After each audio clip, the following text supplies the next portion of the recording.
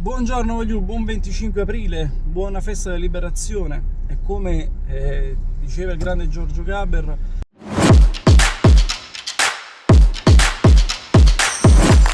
libertà e partecipazione. Noi dobbiamo essere solamente felici di partecipare a queste ultime 5 partite, 5 giornate di campionato, punto a punto contro l'Inter.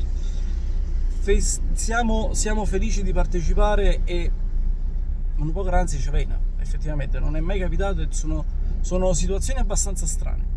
E sentivo parlare in settimana, non solo, anche nelle scorse settimane, che il Napoli comunque ha un calendario più facile sulla carta rispetto all'Inter.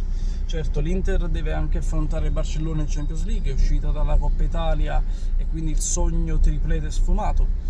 Ma mi volevo focalizzare soprattutto sul Napoli, non pensare alle altre squadre, perché io penso che dipenda tutto da noi stessi, dipende tutto da ciò che facciamo noi in campo, ciò che i ragazzi faranno in campo. Ovvio che se si mette in campo una prestazione come quella contro il Monza non si va da nessuna parte, e quindi non dipende tanto dalle squadre che affrontiamo, dipende dal Napoli, punto.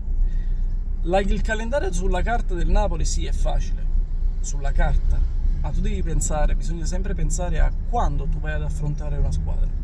Se tu affronti il Parma, che è in piena lotta per la zona di retrocessione e ha sconfitto la Juventus nell'ultimo turno di campionato, devi essere molto attento, molto guardingo, devi rispettare, ecco, questa è la parola giusta, rispettare l'avversario. Non bisogna pensare, oh, ma che le Parma è facile, ma che le Lecce è poca roba. Non è così, non è così.